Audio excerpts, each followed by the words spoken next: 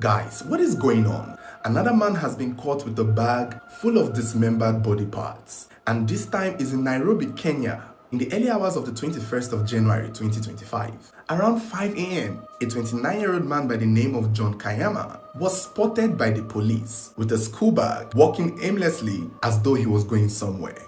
At the time, it was said that the police officers were doing their normal routine patrol. These were patrol police officers. So they were just going around the neighborhood, around Kelly Towers in Nairobi. And they were even about to close for the day. It was already 5 a.m. to 6. So they were already taking their last turn when they saw this young man walking with a school bag, looking like he was going to work. I would think he was going to work. But something told the police officers to stop and then, search his bag. Because at first, they thought it was strange. And they also thought he was probably with illegal drugs. So they stopped him and had a conversation with him. It didn't even take much because he looked calm, he looked relaxed.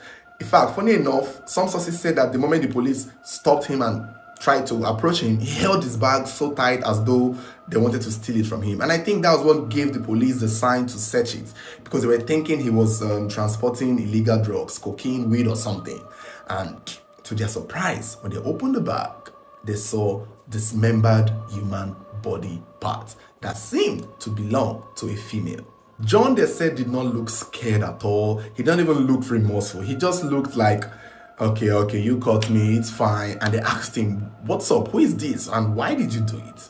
He just took the police back to his apartment where the rest of the bodies seemed to be, and that was when they realized that he had killed his girlfriend, or wife as some sources referred to her, a 19-year-old woman named Joy Frida Munani. Joy and John Kayama were said to be husband and wife, although some sources said that they were not legally married, that they were just living together. However, the media referred to her as his wife. More of her body parts were found in a bucket under his bed. Even when they saw her severed head, they noticed that the eyes have been plucked out. They also noticed some organs have been removed, which gave the police a sense that this might be some sort of organ trafficking.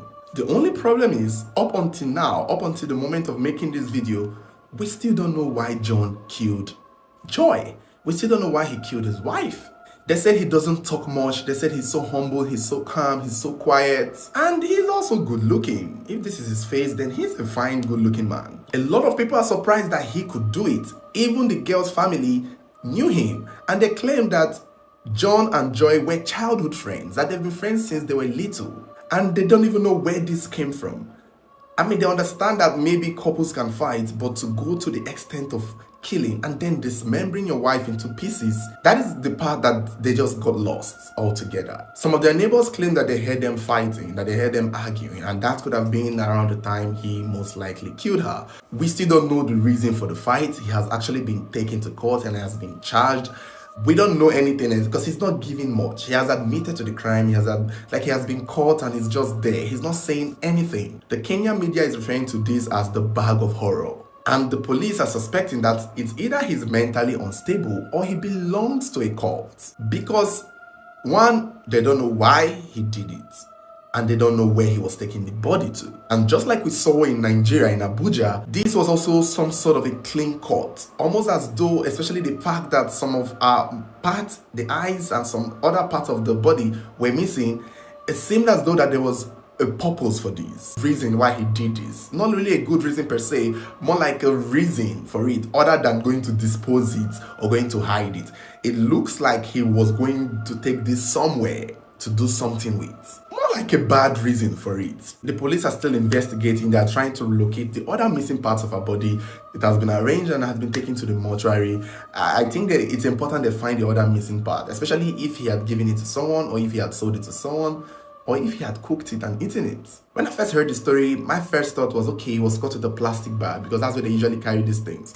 Until I saw the pictures of him. This is a school bag. That means he could have actually gotten away with this. To be honest with you, let's be frank here. If this was Nigeria and the police are passing and they see a young man with a school bag around 5 a.m., it's normal, especially for somewhere like Lagos where people go to work from 4 a.m. Somebody would think he was going to his job, but I'm guessing it's not a norm for people in Nairobi to wake up that time early enough to go to work. So that was why the police thought it was suspicious and they thought they needed to search the bag.